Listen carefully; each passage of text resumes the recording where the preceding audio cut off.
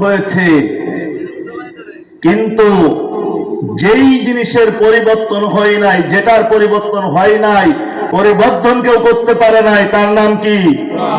কোরআনুল কারীম, ঠিক কিনা? আমরা কোরআন থেকে কথা শুনবো। আল্লাহ রাব্বুল আলামিন সূরা বাকারার মধ্যে বলছেন, কেন কোরআন থেকে শুনবো? আল্লাহ রাব্বুল আলামিন বলেন, আলিফ লাম মিম যালিকাল কিতাবু লা রাইবা ফীহি। আল্লাহু আকবার। আল্লাহ রাব্বুল আলামিন বলেন, ও নবী, তুমি মানুষদেরকে জানায়া দাও আমার পক্ষ থেকে যে কিতাব নাজিল করা হয়েছে, তোমার উপর ওহী করা হয়েছে, তুমি মানুষদেরকে জানায়া দাও আলিফ লাম মিম যালিকাল কিতাব, এটা এমন একটি কিতাব, এমন একটি গ্রন্থ, লা রাইবা ফি, যার মধ্যে কোনো ভুল নাই। আল্লাহু আকবার। এর ভিতরে কোনো ভুল আছে? কোনো সন্দেহ আছে? এই গ্যারান্টিটা আল্লাহ কেন দিলেন? আল্লাহ রাব্বুল আলামিন বলেন, ও নবী, তুমি জানিয়ে দাও কেন আমি কোরআনের শুরুতেই বললাম এর মধ্যে কোনো ভুল নাই, এর মধ্যে কোনো সন্দেহ নাই, ভুলের কোনো অবকাশ নাই। আর এই কোরআন এই জন্য আমি নাযিল করেছি হুদাল লিল মুত্তাকিন। আল্লাহু আকবার। এই কোরআন নাজিল করার উদ্দেশ্য হলো যারা মুত্তাকি হতে চায়, মুত্তাকি হবে। এই কোরআন তাদের পথ প্রদর্শক হিসাবে কাজ করবে। কারণ আল্লাহু আকবার। আমরা কি মুত্তাকি হতে চাই না? কারণ যারা মুত্তাকি দাবি করবে, ঈমানদার দাবি করবে, মুসলিম দাবি করবে, আল্লাহ বলছেন, নবী আপনি জানিয়ে দেন ওই মানুষগুলোকে কোরআন তাদের রাহাবার হয়ে যাবে। কারণ সুবহানাল্লাহ, কোরআন যদি আমাদের রাহাবার হয়ে যায় আর কোনো চিন্তা আছে কি? বাপজানারা, চিন্তা আছে? কারণ এই কোরআন যদি আমার রাহাবার হয়ে যায়, আল্লাহর জাহান্নাম থেকে এই কোরআন আমাকে ফিরিয়ে কোরআন আল্লাহর জান্নাতে নিয়ে যাবে। কারণ সুবহানাল্লাহ। তাহলে আমরা মুত্তাকি হতে চাই, ঠিক কিনা? কারণ মুত্তাকি যখনই আমি হব, তখন আল্লাহর কোরআন আমাকে পথ দেখাবে, আল্লাহর কোরআন আমার দায়িত্ব নেবে। আল্লাহর কোরআন দায়িত্ব নিয়ে মানে আমার দায়িত্ব নেবেন যিনি, তিনি কে? আল্লাহ। আল্লাহ রাব্বুল আলামিন যদি আমার আপনার দায়িত্ব নেয়, আমার আপনার আর কোন টেনশন আছে? কথা বলেন, কোন চিন্তা আছে? তাহলে আল্লাহর দায়িত্বে যদি আমাদেরকে যেতে হয়, আল্লাহর কোরআন যদি আমাদের পথ প্রদর্শক হিসাবে নিতে হয়, তাহলে শর্ত হলো আমাদেরকে মুত্তাকি হতে হবে। কি হতে হবে? আল্লাহ রাব্বুল আলামিন এবার বলতেছেন, নবী মুত্তাকি কারা? এই কোরআন কাদেরকে হিদায়াত দেবে, এই কোরআন কাদের পথ প্রদর্শক হবে? আল্লাহ রাব্বুল আলামিন চমৎকার করে জানিয়ে দিলেন, আল্লাযীনা ইউমিনুনা বিল গায়বি ওয়া ইউকিমুনাস সালাতা ওয়া মিম্মা রাযাকনাহুম ইউনফিকুন।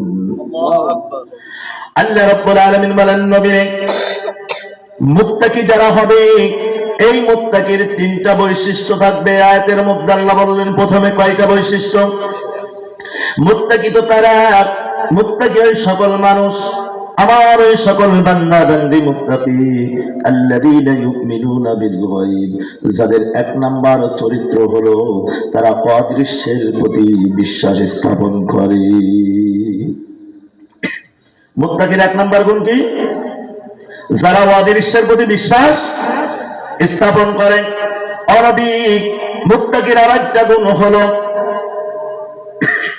মুত্তাকির আরেকটা গুণ হলো তারা শুধু অদৃশ্যের প্রতি বিশ্বাস স্থাপন করে না, তার দুই নম্বর দায়িত্ব হলো সে নামাজ সালাত প্রতিষ্ঠার আন্দোলন করে, সালাত কায়েম করে।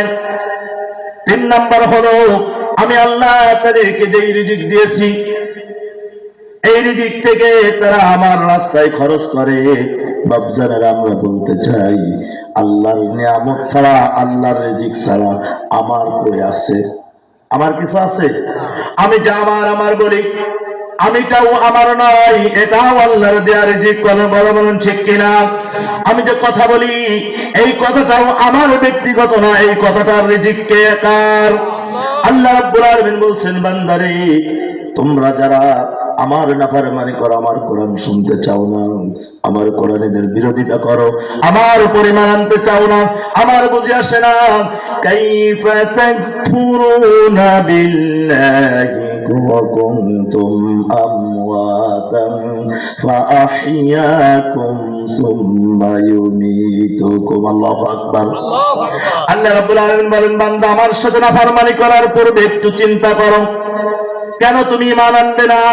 কেন তুমি আমল করবে না? কেন তুমি সালাত কায়েম করবে না? কেন আমার রাস্তায় তোমার জান মাল তুমি খরচ করবে না? কারণ একটাও তো তোমার না। তোমার বয়স যখন 40 বছর যদি হয়, ও বান্দা তুমি একটু চিন্তা করো, 41 বছর আগে তোমার কে চিনতো? কেউ কি চিনতো? কাইফা তাকফুরুনা বিল্লাহ। আলেম যারা আছেন ইনরা বুঝবেন, এই কাইফা শব্দটা আল্লাহ এজন্য ব্যবহার করে, তখনই ব্যবহার করে আল্লাহর মানতে কষ্ট হয়। যেই মানুষগুলো আজকে এই বই জানি তাফসীর মাহফিল হচ্ছে, কোরআনের কথা হচ্ছে, এই মানুষগুলো কোরআন না শুনে দুনিয়ার পিছনে কিভাবে থাকে? আমার কোরআনের দিকে আসে না, আমি আল্লাহর দিকে আসে না, আমার বুঝে আসে না। ও মানুষ, তোমরা তো ছিল মৃত, তোমাদেরকে জীবন দান করেছেন কে? কথা বলেন, আমাদের জীবন দিয়েছেন কে? কারণ আমরা মায়ের গর্ভে মৃত ছিলাম, আল্লাহ ওখানে আমাকে জীবন দিয়েছে, ওখানে আমাকে খাইয়েছে, রিজিক দিয়েছে। এরপরে জন্মের পরে আমরা কথা বলতে পারি নাই, পারছি নাকি? আল্লাহ রাব্বুল আলামিন সূরাতুর রহমানের মধ্যে পরিষ্কার করে জানিয়ে দিলেন, ও দুনিয়ার মানুষ, কানটা লাগায় শোনো, আল্লামাহুল বায়ান। আল্লাহু আকবার। তুমি যে কথা বলো, তুমি যেই জবান দিয়ে বন্ধুকে বন্ধু বলে ডাকো, তোমার সন্তানকে সন্তান বলে ডাকো, পিতাকে পিতা বলে ডাকো, স্ত্রীকে মহব্বত করে ডাকো, তোমাদের কি হলো? আমি আল্লাহকে ডাকতে চাও না, আমি আল্লাহকে আল্লাহ বলে ডাকতে কষ্ট হয়। আল্লামাহুল বায়ান, আমি আল্লাহই তোকে কথা বলার শক্তি দিয়েছি।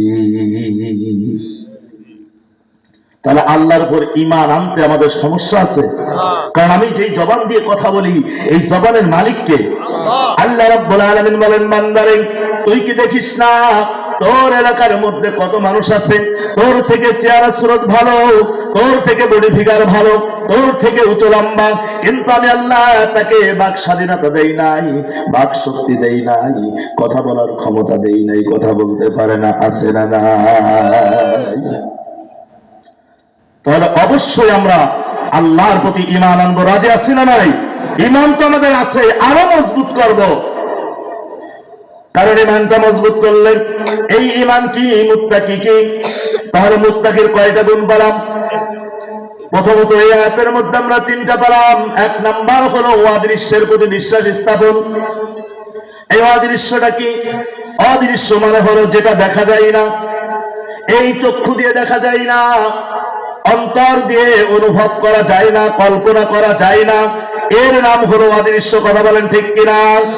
তাহলে আল্লাহ কি আমাদের দৃশ্য না অদৃশ্য? কিন্তু অনেকেই বলে আমি ঘুমের ঘরে স্বপ্নে আল্লাহকে দেখে ফেলছি। কি আছে না নাই? আমার বাবা 36 বার 35 বার আল্লাহর স্বপ্ন দেখছে। আলহামদুলিল্লাহ। আল্লাহকে দেখা সম্ভব? মুসা আলাইহিস সালাম আল্লাহকে দেখতে চেয়েছিলেন, আল্লাহ বললেন মুসা সম্ভব? আমি মানুষ হয়ে কিভাবে, সাধারণ মানুষ হয়ে কিভাবে দেখব? তাহলে আল্লাহকে দেখা যায় না। অদৃশ্য কি? 1 নম্বর এবার অদৃশ্য আমরা ব্যক্তিগত নেব না, আমরা কোরআন থেকে নেব। অদৃশ্য আল্লাহ রাব্বুল আলামিন যেটা ফয়সালা দিয়েছেন ওটাই নেব। আল্লাহ রাব্বুল আলামিন বলেন, কুল্লুন আমানা বিল্লাহি ওয়া মালাইকাতিহি ওয়া কুতুবিহি ওয়া রুসুলিহি। আল্লাহু আকবার। অদৃশ্যের ব্যাপারে আল্লাহ রাব্বুল আলামিন সূরাতুল বাকারার 285 নম্বর আয়াতে বলেন, ও নবী তুমি ঈমান আনো আমি আল্লাহর উপর, তোমরা ঈমান আনো হো দুনিয়ার মানুষ, তোমরা ঈমান আনো কার উপর? আমার নবী যেইভাবে ঈমান এনেছে কিতাবের উপর, তোমরা ওইভাবে রসুলের কিতাব, রসুলের উপর যেই কিতাব নাজিল করেছি ওর উপর ঈমান আনো। আর ঈমান আনার 1 নম্বর পয়েন্ট হলো